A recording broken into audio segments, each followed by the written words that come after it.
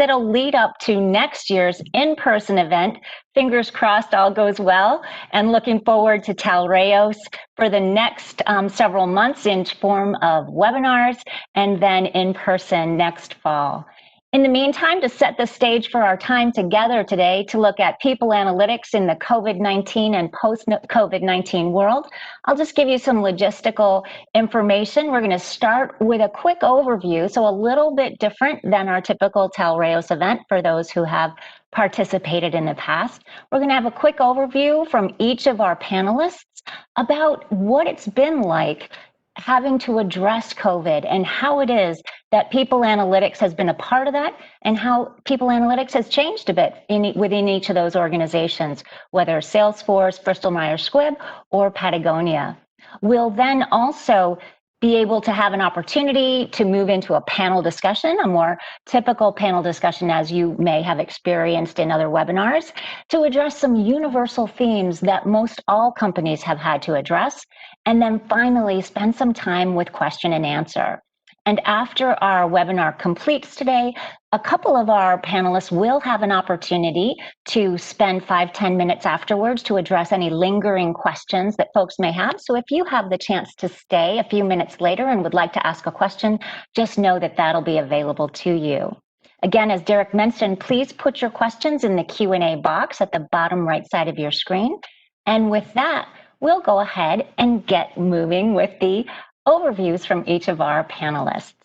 So if we think about the overview, what I'd like each of you to be noodling on is, where was the mindset in your organization when COVID wasn't even a factor yet? So just before the COVID crisis started, and then as it began to become a part of our world, how is it that your organization had to move through that transition period of a new normal within your organization?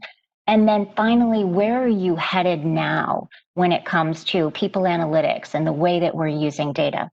So to start us off, Janitha, can you give us a sense from Salesforce and how this has unfolded for you and your organization? Sure. Thanks very much, Chris. It's nice to be able to be with so many people, even though we're sitting very far apart from one another right now. Just to start with, Salesforce is a company of about 50,000 employees. We're headquartered in San Francisco, but we're definitely a global company with locations all over the world in over 30 countries.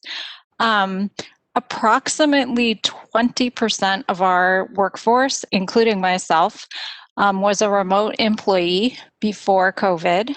And most of those remote employees actually live in the United States, but a few others in some other locations. We're a very fast-growing company. When I joined a couple years ago, we were half the size that we are today. And over the next 5 years, we anticipate doubling in size. So just that should give you a basic idea of what the company was like. So when COVID hit, we first started dealing with it in Asia and having to hard close some offices in Japan in particular in January and February. And then definitely restricting travel to many locations. And then as things progressed and it started to come to Europe and North America, by early March, we were completely hard closed all offices and everyone was at home.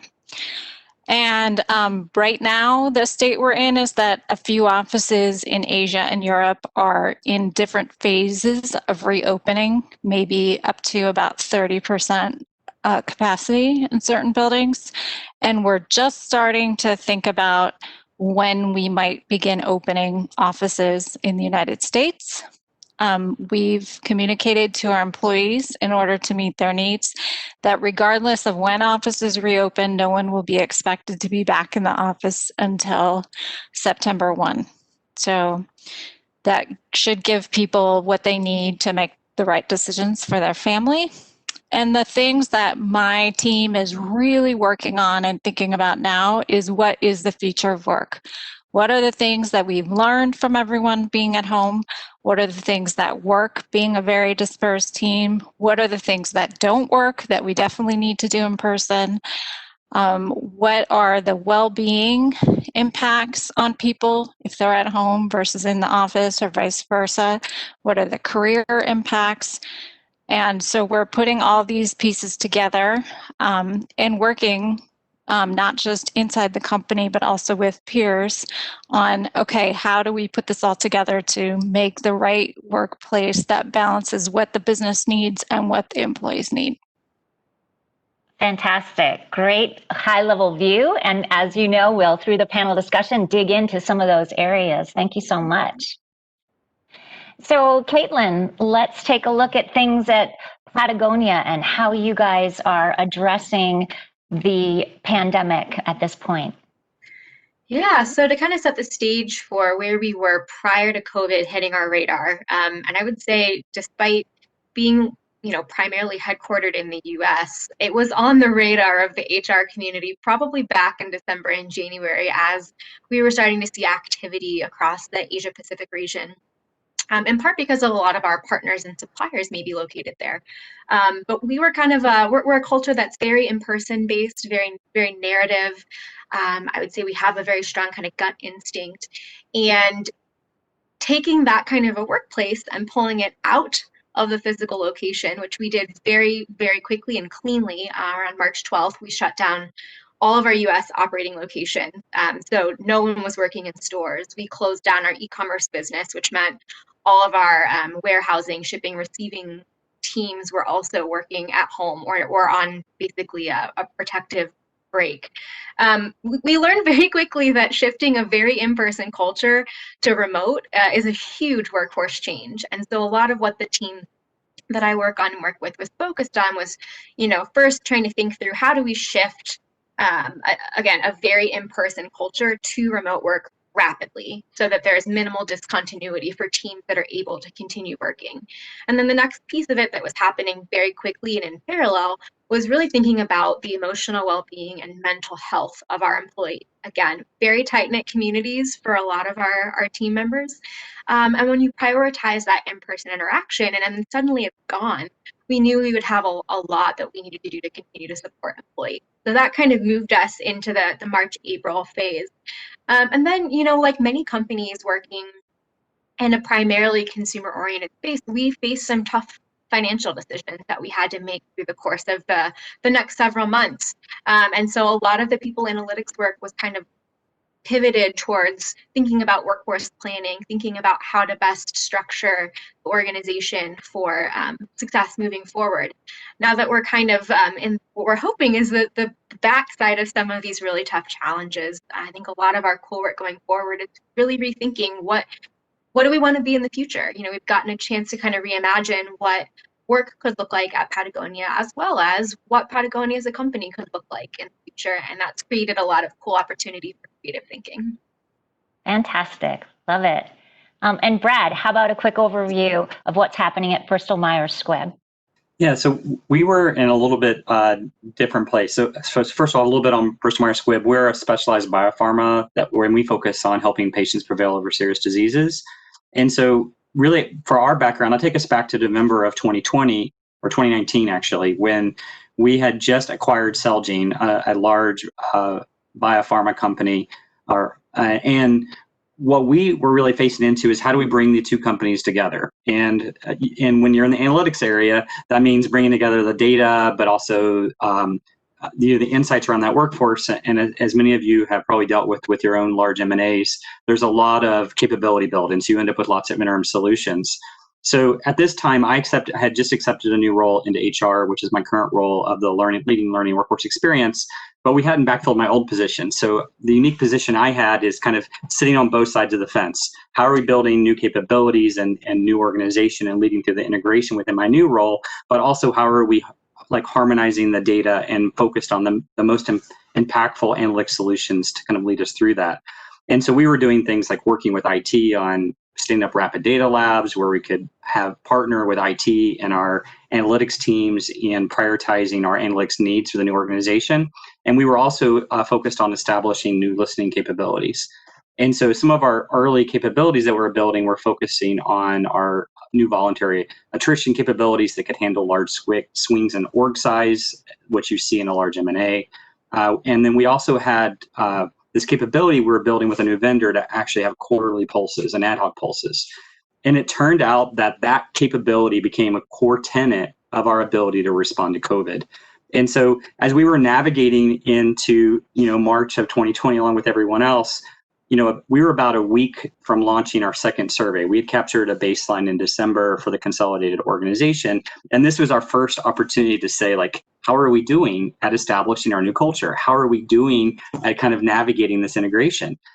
And literally a week before, everyone got sent home for COVID. We're like, oh no, what do we do? Like, do we still do the survey? Do we add COVID questions to understand how we're responding? If we do, what should those be? We don't even know what questions to ask yet. And so one of the, I'll call this luck, or maybe just really good insight. We added 4 questions related to COVID, and they were very general questions around how are we doing it at responding to the pandemic? How are our communications? What else do you need, or what else do you have to tell us? And through those processes, it actually enabled us to capture a lot of great insights that have helped us navigate the whole year. So whether it be integration or a culture or COVID, we've leveraged those continuously. And I'll talk more about this as we get in. And so, to me, a lot of us, I think, kind of found ourselves in places we were making decisions that we hadn't had to make before, or kind of looking at how do we leverage our current capabilities to meet the needs and being agile. And I'm really excited to have more into that today. I've already heard some of the stories and could be more excited to talk more. Thanks. Awesome. Yeah, super exciting. I mean, each of you has great stories about things that you hadn't previously been doing that now have become a part of your work. And so as we move into now the panel part of things, and the first area we'll explore is this idea of employee well-being, which each of you kind of touched on a little bit already. And as we talk through what well-being kinds of efforts you guys have underway, I'd love for you to incorporate your notions of using data and how it is that data has informed different pieces of what strategies you've employed in your organizations. What kind of key insights maybe would be helpful for other organizations as you talk through your examples as well. So Caitlin, let's start with you. And as we were prepping for the session, you mentioned about how the people analytics team was getting involved in some process consulting as you were looking to address some of the well-being of your employee population. Can you tell us about that?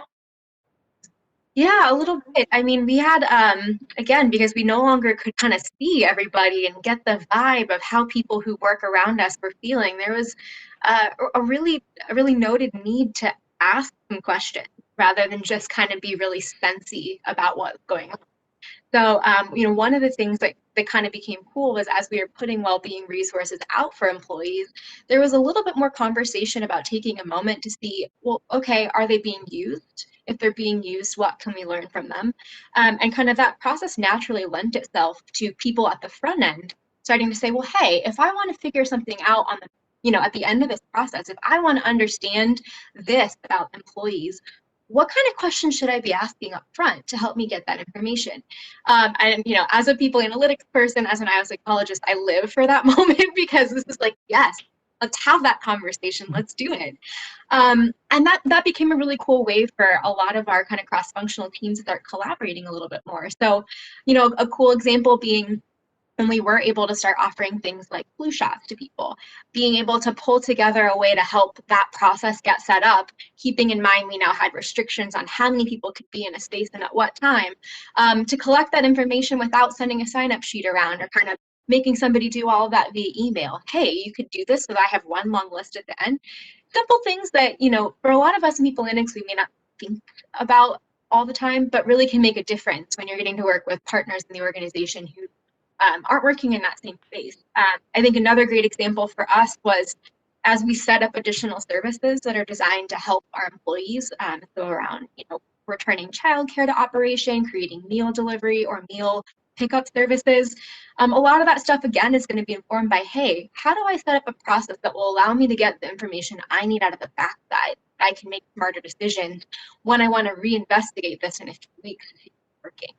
And I think that's been a really cool link for not just me from the people analytics side, but for all of us kind of operating in this talent space to really add more value to the organization outside of our typical community of influence. Love it. That's fantastic. And Janitha, how about what you experienced at Salesforce? So I think one of the big things is that when we put a well-being survey out there, we learned things we didn't know. I mean, everyone knew how hard it was, either firsthand or from being on calls, how hard it was for parents to have their kids at home, because you could hear them in the background, or they would visit the calls, or I would have to get off early to go help my son with science, or everyone knew that challenge, but there were other challenges that we didn't know as well. We didn't have a really good understanding of, for example, how isolated certain employees felt, like they might be new to the city and living by themselves, or living with a stranger in some sort of a situation when they didn't expect to spend a lot of time at home. And so trying to learn those things and figure out, okay, what kinds of services can we offer people that they can access and that may help their well-being in that situation. And then similar to what Caitlin said, even just things like, how do we make sure people have what they need at home? Do we do some kind of a service where we allow people to come pick up things they need, or do we offer some sort of allowance to allow people to purchase what they need? And how does this all happen? How, it's a big process. Caitlin's totally right that whenever you add something new, there's always a process, and you want to learn both about the process and how to improve it, but also you want to learn the overall impact of that process, and if you needed to do something similar in the future, what's the best way to meet a lot of people's needs. So the data that we collected about employees' well-being was important. The other key piece was that we had a lot of data about how people felt before COVID. So we had things like badging data or usage of conference rooms and things, so we knew, like, sort of how many meetings did people have, how much did they go into the office, how much did they travel, and what was their regular routine before, and how impactful is staying at home. Because for me, staying at home is not that different, but it was hugely different to have my entire team be at home, and it was different to also have my son and husband at home when normally I'm here alone. So trying to understand, put all these pieces together and use the data to sort of build a picture of what people were going through was very helpful. And how is it that you are gathering that information, and how frequently are you continuing to kind of check in? Are those through some sort of continuous listening, which is an online platform of some sort, or is it more of a survey or a polling that's going out? How are you guys gathering that insight? So we have a monthly survey right now. It's not continuous, it's just monthly. And then for information about choose your favorite, we get weekly data from IT about usage and how much it's used, and sort of how many different types of meetings are happening and how long or short those meetings are. Excellent. Thank you. Fantastic. Now we're going to transition into another area, which is communication and transparency, and how that played into your work through this crisis, and how will it continue to play? And so, Brad, I remember in our prep you mentioned that you forged completely new and strong relationships in an area of the company that you really hadn't had a lot of experience with previously. Can you tell us about that? Yeah, so a lot of our communications is driven out of our corporate affairs organization. And what we learned, and a lot of this was already covered in the prior comments, like we were dealing with certain things as well. Like we're getting all these insights around needing to improve flexibility and the challenges with managing work and personal life. And, other ones that weren't called here is we had a group of our workforce that we called essential employees that continued working in the office and they had different needs than some people that were working at home. And so we had some people that were dealing with, how do I manage virtual work and life and staying connected? And the other people are saying, I'm going to the office. How do I know I'm safe? And am I comfortable with the policies and the processes that are put in place to keep me safe? And then also making sure that we were dealing with things like mental health and resilience, and how do you manage virtual teams, and building capabilities in people that maybe weren't as much of a focus when we were all in the office, because it wasn't as stressful on us mentally and physically. And then the last is, look, we had a bunch of people working in home offices. Like, maybe they need equipment at home to be able to work, because a lot of us left all our stuff in the office that we would have otherwise had. And it's not like your business was said, oh yeah, take home your monitor with you, right? And so now we got a bunch of people working at home that didn't even have offices. And so all of that requires us to be able to communicate policy, process. It allowed, there's a certain tone that you want to strike to, we care about your welfare. And so what we found is a lot of these insights, they're great insights, but they only come to life through storytelling, improved communications. And then what happens is, we were very email heavy. If you just rely on email, then now you have, your inbox is already getting full because you're remote. Things were getting lost. And so we were starting to work on, we had these new like manager bulletins that come out bi-weekly. We had a senior leadership bulletin that was coming out bi-weekly, offset from that. And so really it was a matter of like, how do you reimagine the way that you communicate and interact with your workforce? And in some cases, we stood up sites. Like, you can offer, for example, these virtual trainings, and that's wonderful, but that requires you to go look for it. Like, how do you create a one-stop shop? Hey, it's COVID. Like, you need help. Like, this is where you go to find the help. We shouldn't have people going having to hunt and find and peck it, or hunt and peck. And so that's an example where we had to work on improved communications. Another thing that was really interesting is, historically, HR and corporate affairs had talked to our workforce separately. In some cases, like HR predominantly uses surveys, and our corporate affairs team did a lot of focus group work, especially with our senior leadership. And one of the things that we did is, through these ongoing focus groups, we were able to inform the focus groups off of our survey with the topics they should talk to. So imagine that is like, let's get deeper into these issues that we're all facing into, and let's get more information. And what came out of that is, one of the things as a new company, we're coming together, you're already going to have challenges with how you make decisions and how you work. Like, your norms aren't established as a combined company. Then you send everyone home.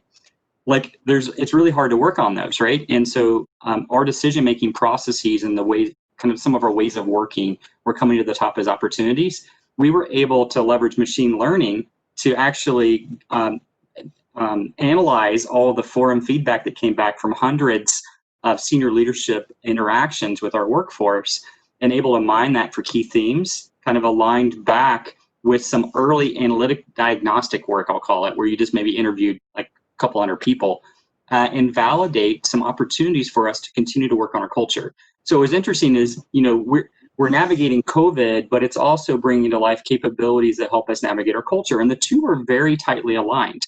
And I don't know what other companies found, and this would be interesting to hear in maybe some of the discussion either today or tomorrow. But in a way, we started to see that the way that you navigated COVID, specifically your response and your communications, had a direct impact on the engagement of the workforce. If you did it badly, you probably didn't have a very good workforce. If you did it well, you probably did, because it's your opportunity to live by your values, and it's your opportunity to really live up to who you say you are. And you do it well, then I think you see the results. And so that was a huge learning for us. I don't think it's possible if you look at these things separate. You got to look at them together, and that partnership will continue. And we have ways of kind of creating a version 2.0 of that, which I can talk about later. Awesome. Thank you.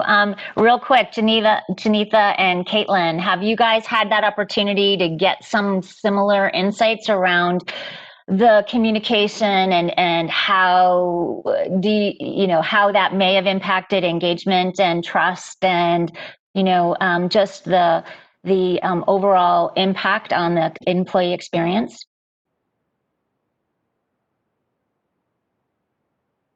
Janitha or Caitlin? Yeah, I can speak a little bit about that. We haven't done kind of the full link up with engagement just yet, but the very similar to what Brad described, COVID did create this unique opportunity for us to be more deliberate in collaborating on internal communications for the company. Mm-hmm. again, especially at our headquarters location, traditionally been a little more kind of cascaded rollout, or people just casually and naturally sharing information with each other as they sit on the lawn or go surfing. And when you don't have that, you kind of realize that there's a need to do things a little bit differently or a little bit more deliberately. And so a big piece of what we started to do as communications became really, really, really critical to getting the right information to the right people and creating transparency around what was happening next, was starting to do town halls on a pretty regular cadence, which hadn't been something that was a big part of our culture at the time. Big kind of in-person communications, not so much a thing unless somebody was kind of giving an opening toast at the Thanksgiving dinner for the company party.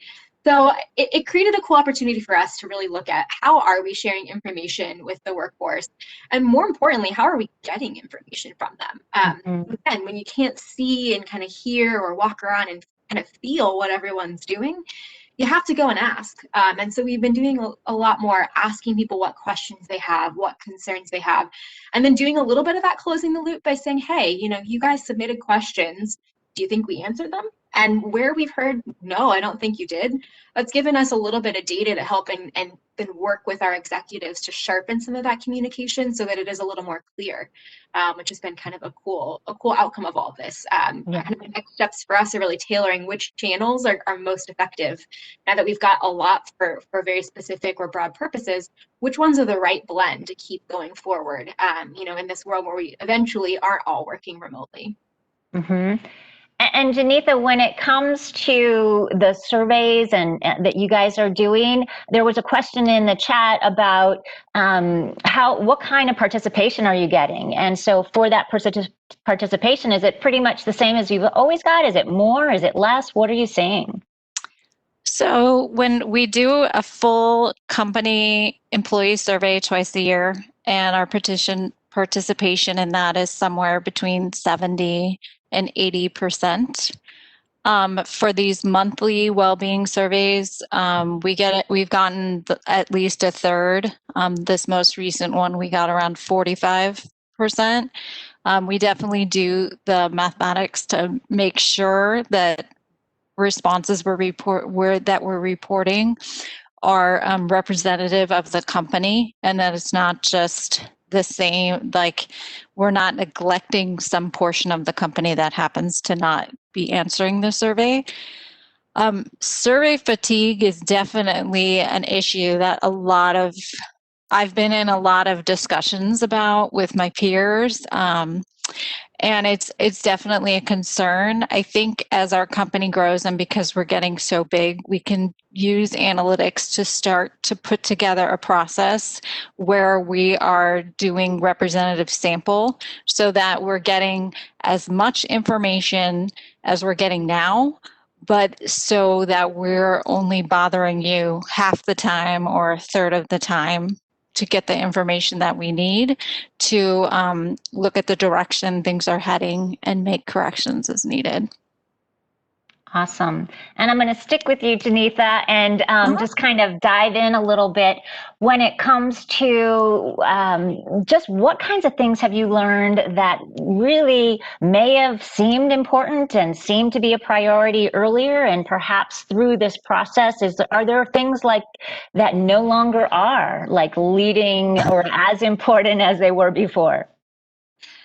Yeah, so I think at the very beginning, Caitlin will have a very different view of this, but I think in a tech company, we saw around us a lot of friends or family either being furloughed or losing their jobs because they interacted directly with the public. And because of that, a lot of people had a lot of job fear, because if you see all these people are out of work, and what does that mean for my job?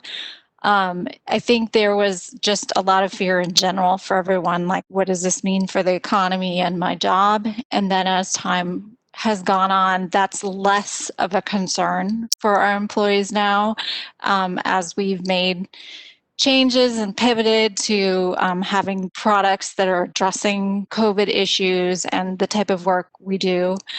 We're not necessarily one-on-one with the public in a store, and things are a lot different than they would be at a place like Patagonia. So that's certainly one thing that's gone away.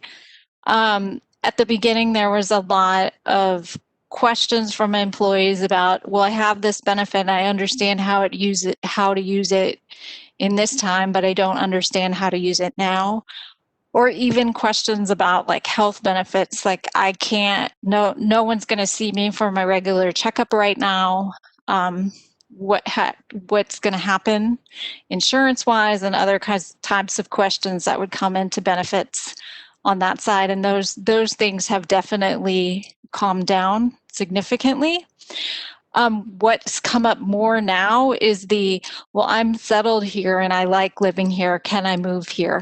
And what does that mean for my pay? And what does that mean for my job? And what does that mean for my career? And, we look back to March and we thought, oh, we naively thought this is going to be a short-lived thing, and these were not issues that people were thinking about. And now, as this has become a longer term and probably changing the world forever, people have a lot more longer term questions instead of like more immediate day-to-day. How do I get this done? How do I check on this?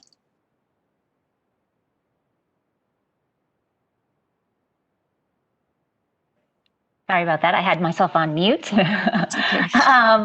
And so, I'm conscious of the time, and I want to make sure we have time for questions. So participants, if you have questions and would like to put them in the Q&A, please do so. What I'd like to understand at this point is, Brad, I'll start with you. How has data provided some great impact? Like, where have you most relied on data to drive decision making that's had an impact already, or that you anticipate is going to have an impact as you come out of, and we find our new normal, and you come out of this and are planning new strategies? Where is it that you see data has been and it will be most important? So we were very intentional about the questions that we included in our survey that we do quarterly, and they're very much related to our culture, oriented to our values, things that we want to navigate with the ways that we work within the organization, and other key drivers, or I'll call it like things we think we need to know, but we're not sure. And so the survey has really become a mechanism to help us navigate culture. But when you think about, and it kind of ties back to the COVID simple example. So, for example, we found that staying connected, and you were kind of getting at this, like staying connected and feeling connected to organization is very difficult if you come from an environment where you're used to being in the office. So very much like Patagonia, we were very much communicate in the office, collaborate in the office, collaborate in person. We have large sites that allow us to do that. And then when you send most of your workforce home, it's really hard to stay connected.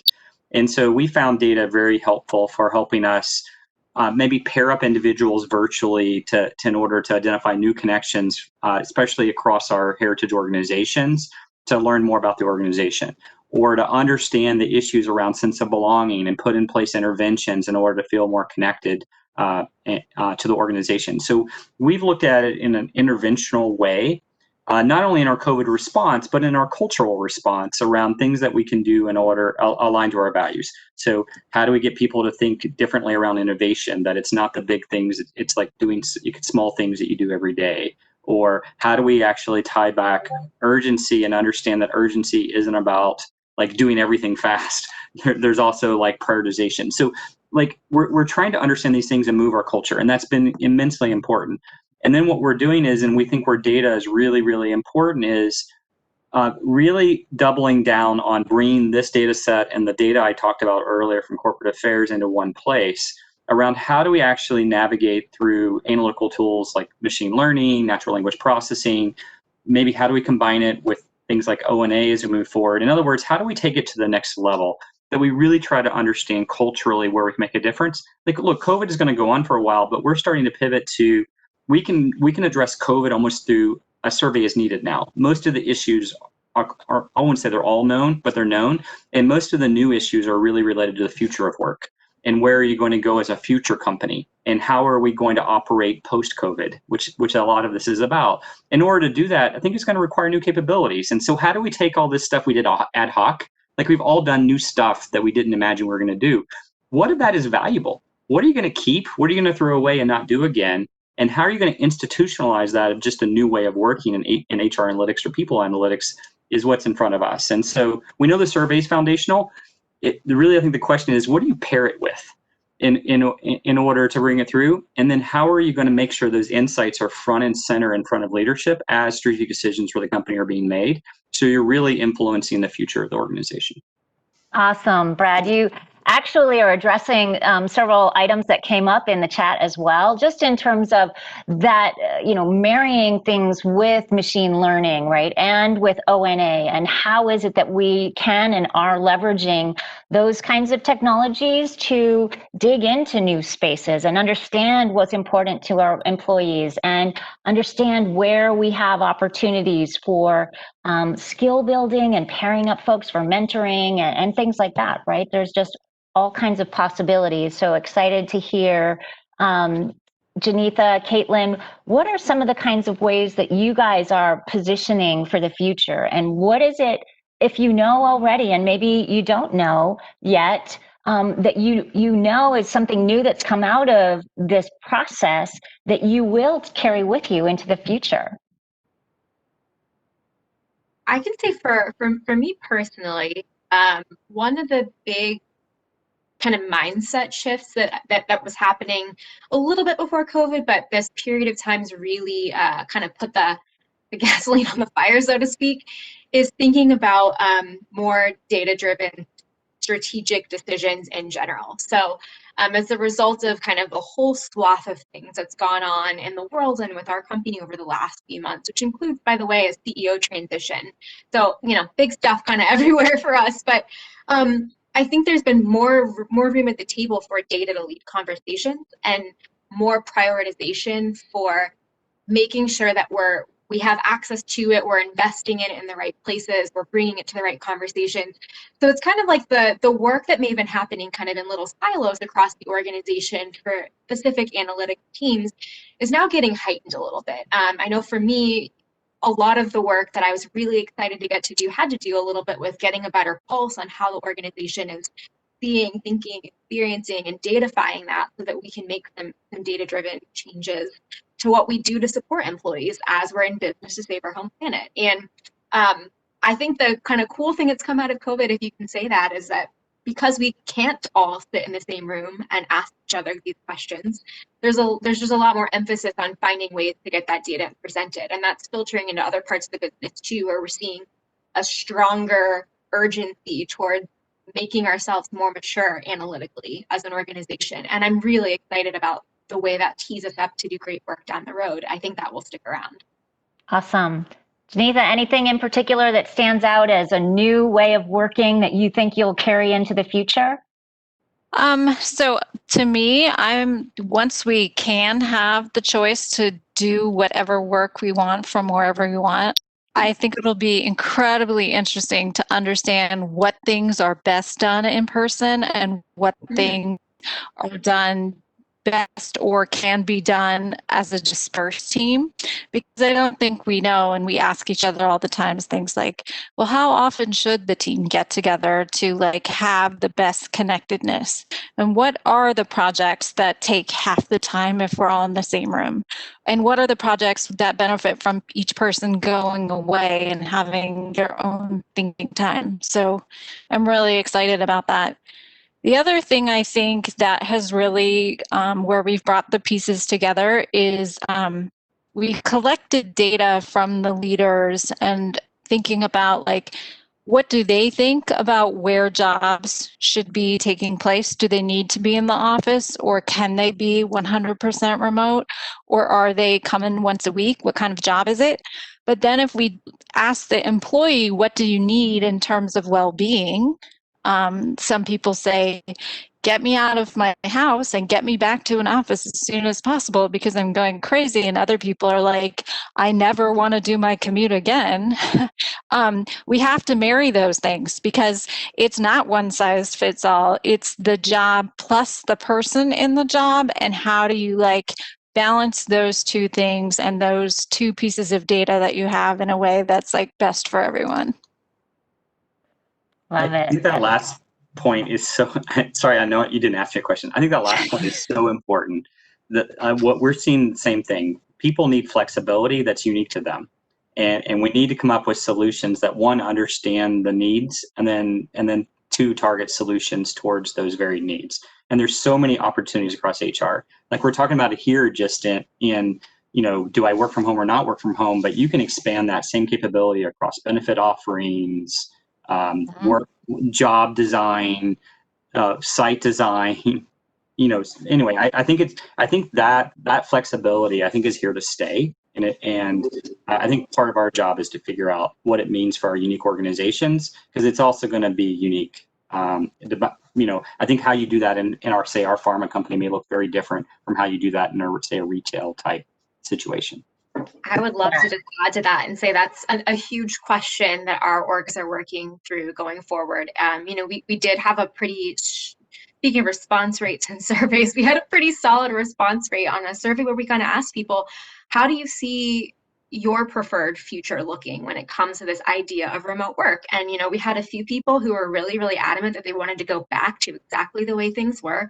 We had a lot of people say, hey, I would like some flexibility to not be in the office on occasion or to even live seasonally for a little bit.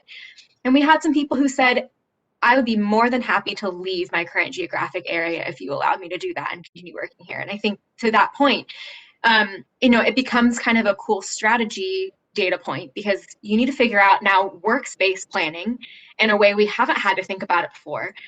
We need to figure out how this could influence who stays and who goes over the next 12 to 18 months. And then kind of from that, if we're going to include remote work as a viable option for more of the workforce, do we have the right capabilities, both in terms of the tools available and what people are comfortable doing in terms of their own working behavior to ensure that that can be successful going forward? And I think that's all stuff that people analytics can and should be answering to help companies, if they haven't already made these decisions, which many have, continue to process and think through that. And again, to Brad's point, it does come back to kind of your company culture and what makes sense within the context of how you value and how you operate. Awesome. And, there was a question in the Q&A to the point of, great participation in response and providing information so that the organization can make better informed decisions. To what extent, if at all, are any of your companies incentivizing people to participate, or are you? We do not incentivize employees. However, what I think the key to any sort of survey is that the employee needs to see action. That if you're just surveying for the sake of surveying and nothing changes, then people are going to burn out. So really what we do is really try and take action. We make results available at a certain level to everyone in a way that still protects the privacy of the individual respondents. But I think that those are the things that we try and incentivize with is like what Brad says, like the culture, like this is a company that we are using you to shape. So if you give feedback, you're going to see action that we take, and you can see what people said as well. Awesome. And in terms of this culture that listening, that is taking action, that is inclusive and creating connection and belonging in a very challenging time, what kind of interventions, and this is again out of the Q&A, would you guys say have been effective at creating that sense of connection? And maybe, Caitlin, I'll ask you, since you guys really had a workforce that was used to being together, and Brad, I think you said you guys did too, and not so many people were remote. How do you keep what was an effective way, an intervention to keep people connected when they were no longer in person? That's a great question. It's evolved over time, but I think at first the big cultural transformation for us was this wild thing called video chat and just getting everyone comfortable with the idea of you can talk to the computer and it's kind of like talking to another person, not quite the same, was really a huge first step for us in creating some of that community and learning how to navigate. How do we get it to feel like we're all in the same room? From there, honestly, we were able to take a lot of the things we were doing on campus in terms of activities or offerings and find ways to pretty easily transition them over to a digital experience. So for example, workout classes. Early on in the pandemic, a call was made to like, well, what's to stop us from making like Zoom meetings of the workout classes? And, there were some hiccups along the way in figuring out whether that's comfortable or not. But made it work, was able to continue providing that offering.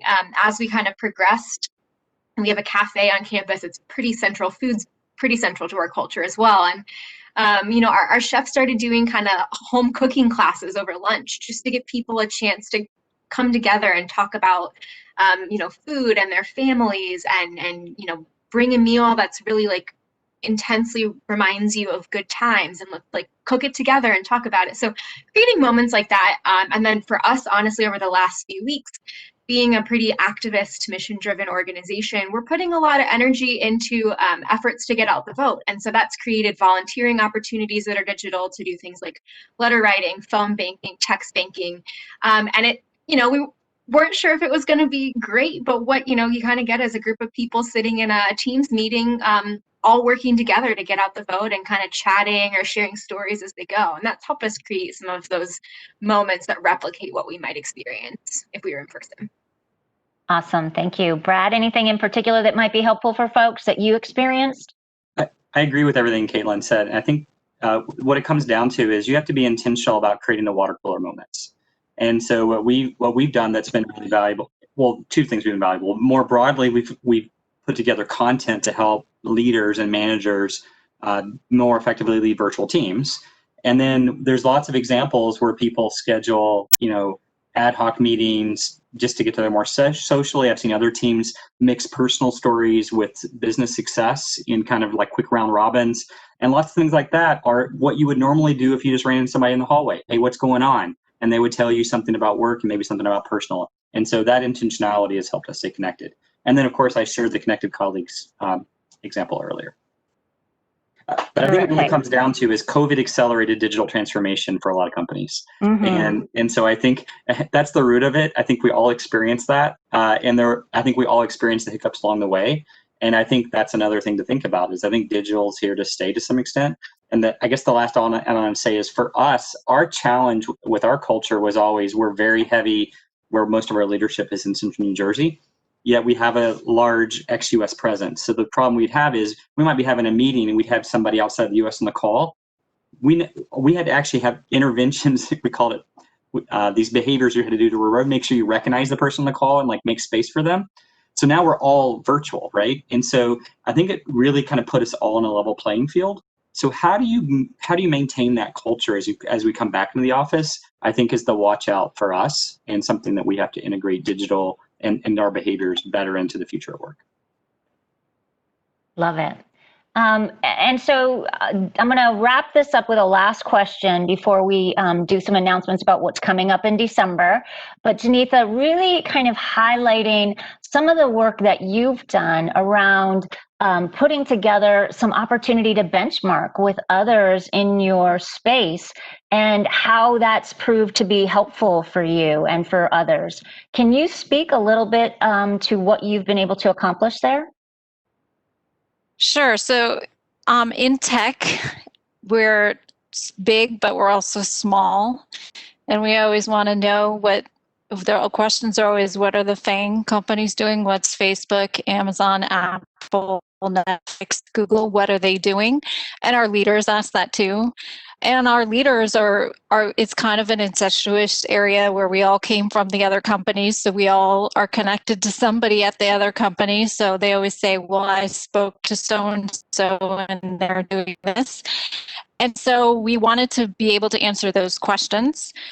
The other piece is that for good and bad, people analytics is a little bit of a small area. So a lot of us do know each other and talk regularly, which is really fun. And we have had other people analytics meetups in the Bay Area, for example, which is things I've been to. And since COVID, I've been to some on the East Coast, which has been really fun to have gotten to meet people that I would never meet. And so with all of this sharing of information, my coworkers and I started documenting. So we have all the news stories that you read, and sometimes there's a news story and then we'll call our friends at that company and say, okay, what's really happening behind this news story? Because we know it had to be approved by PR, but what else can you tell me? And just getting together and sharing ideas, because yes, we are competitors, but we are also peers and colleagues, and we can't do this by ourselves. And it's not going to be that one person's going to figure it out and that's it. Like, we all have to share information in order to make progress and to help the employees and to help everything going on. Like, I mean, I really appreciate this group, and even just prepping for the panel with Caitlin and Brad and learning things from them has been very helpful to me. So just having that, we have this regular bi-weekly meeting where we pick a particular topic and talk about, okay, how's this going? What things worked for you with your leadership? What things didn't? And then people are all in different places on different things, and it's been incredibly helpful.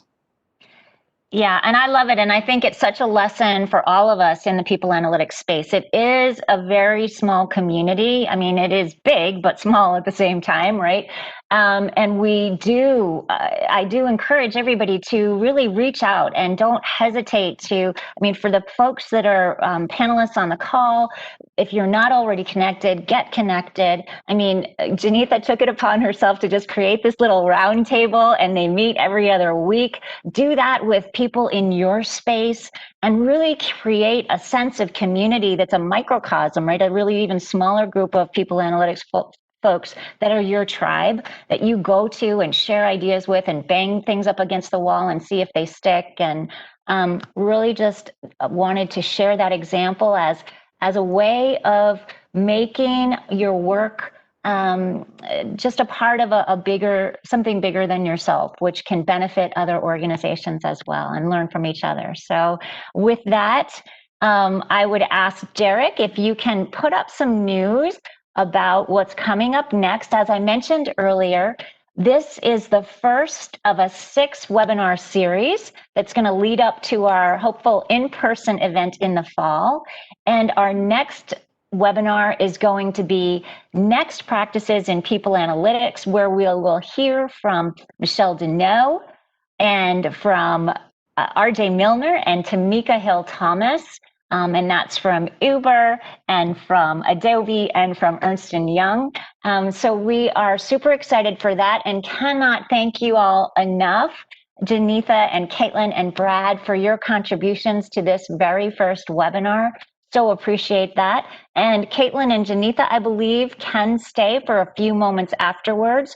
We may have a question or two. I believe we have another question that we might not have addressed. But if you, as a participant, are interested to stay a few minutes late and ask another question, think of this as walking up to the podium after the presentation in person. And this is your opportunity to get some one-on-one time with our panelists. Brad, Caitlin, Janitha, once again, thank you so much for your contributions.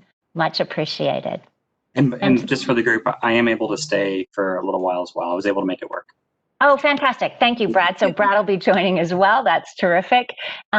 Wishing you all the very best and a great rest of your day. And thanks for your participation. See you next time.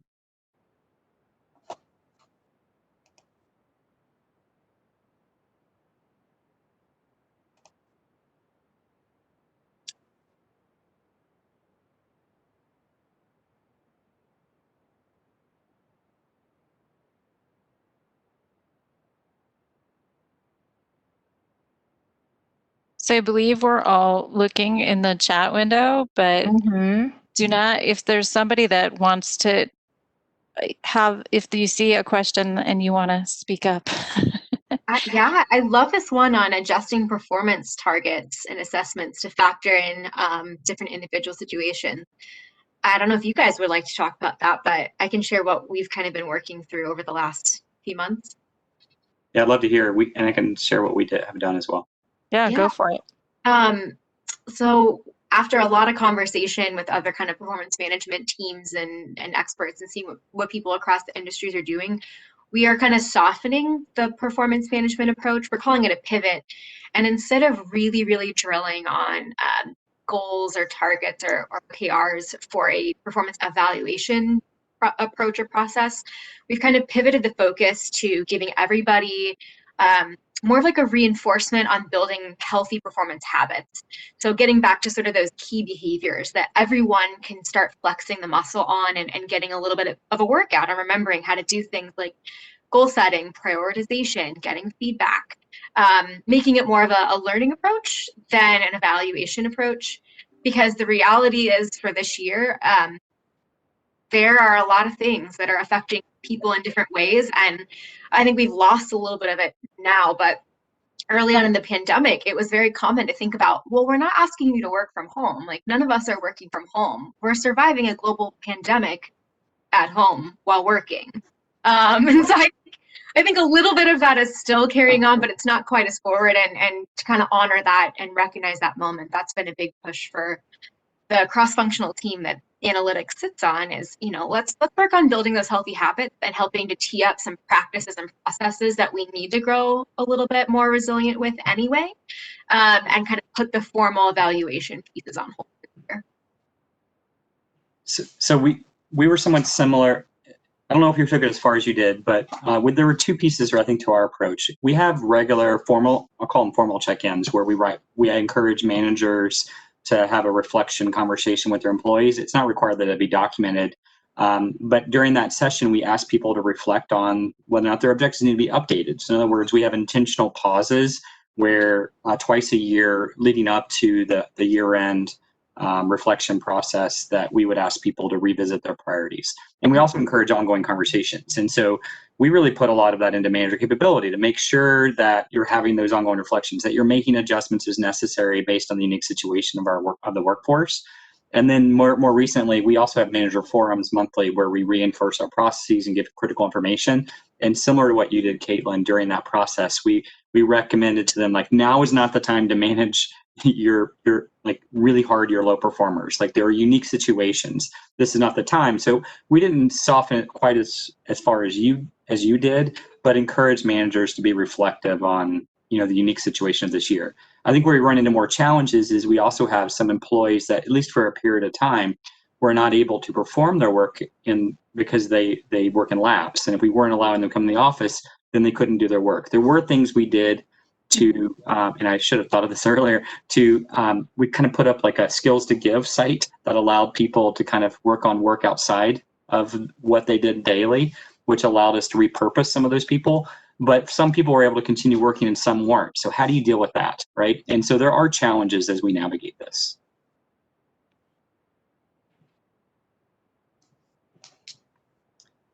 Do we still have people? Yeah, We do. Deborah shared a new question.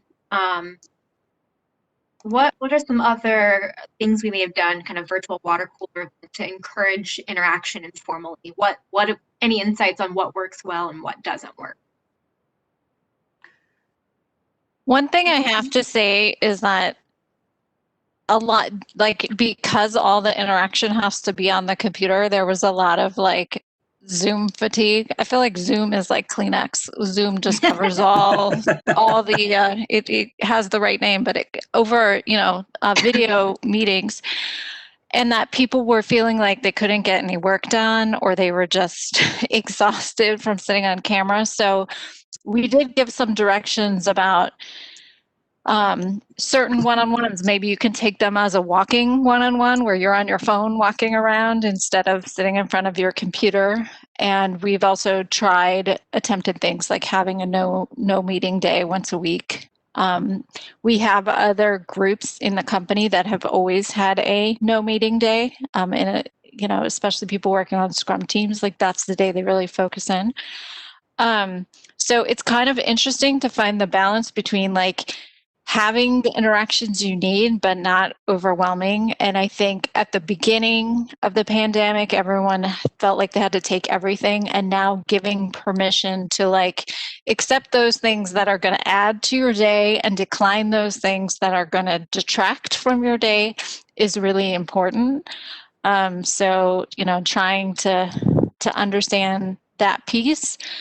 The other thing we've done is to try, like with my team at least, we have a shared document where we all go in and say sort of, this is how I'm feeling today, or, other things where you can sort of like check in and see without having to say. It'd be like if you walked by someone's desk and looked at their face, you could see how they are. And so trying to have some documents where you post questions or just kind of say something, I think is like an alternative to always having to be on camera. What I found is when we first started in COVID, it's kind of what you said. We found we had all these Zoom meetings that were always after hours. It was extending your day, and so you were already dealing with, like, you were virtual on all these meetings because you had what you normally were doing in the office. It was just back to back to back to back video call, and then you had to do it for like another hour or two after that to connect virtually on stuff that wasn't work related, and that really started generating fatigue. And what I saw, and I think where a lot of teams are now, is scheduled interactions on a weekly basis or so, where you're bringing people together intentionally and you're connecting as part of the workday. In other words, it's more in your flow. And then, and not to say we don't still have some of those, but they're optional. In other words, that's not where you're going to do the virtual water cooler. The water cooler scheduled. It's part of your workday. And then here's another event if you want to build more social interaction. And I think that makes it more natural flow of work and is more valuable. Intentional is the key word in everything you said. Yes. Yep. And keeping them brief. Like I've seen, like time boxing. Like we have one where it's a large team, it's an hour. We have another one where it's a small team, it's 15 minutes. Like don't make it heavy. It's connect, make sure people are okay, move on. And I think it's more effective in the way I'm seeing teams operate now. And I think this idea of being intentional may help with answering one of the other questions in here in terms of, there's a comment that, in another presentation, Michael Arena mentioned that COVID is bringing some teams closer, but that they're in fact losing out on some of that cross-team collaboration that may have happened previously. Although I will say that in the conversation with each of you, there's examples, Brad, where you formed new relationships with corporate affairs that you didn't have before. Janitha, you dug in deep with security, and Caitlin, that it was the distribution facilities and the retail that you had to work with more closely. And so I think there were very intentional activities that happened cross-functionally that were new for each of you. But did you, if you think about it, did you fall off in some other spaces where you may have been more cross-functional in nature and now are no longer really operating in those cross-functional spaces? Really good question. I'm human. I can only manage so many. So definitely, for sure. Caitlin, what do you think? I'm in sort of an interesting spot because I think for me, prior to COVID, so much of the work I was doing was like very focused on a small subset of internal clients. And just by virtue of time or bandwidth or prioritization, it was a very kind of internally facing role, a little insulated sometimes. And what's been really cool about this process for me is that it's easier, it's expected. We get to kind of like poke our heads up out of the gopher hole and go like, hey, what are you doing over there? Can we talk about that? In just a way that, if someone had put the deliberate, intentive energy into it before, probably could have happened. But because we were so focused on who was in the room and who was around us, you didn't really think about what you couldn't see. And now that you can't see anyone, that's like one mindset shift I hope we can bring forward with us is this, like, think about who's not sitting in front of you. Think about who's not in the room, and make sure that you're kind of keeping in mind the stakeholders that aren't as easy to access. So for me, I feel like my cross-functional relationships with other departments, with other locations have been strengthened, and it's giving me what I need then to be better at my job, because I know a little bit more about what's going on, and I feel like a stronger partnership and connection, and I look forward to bringing that forward. I think for me, and probably for others on my team, what maybe has been lost is some of the not even just like water cooler time, but just plain social interaction about not work stuff.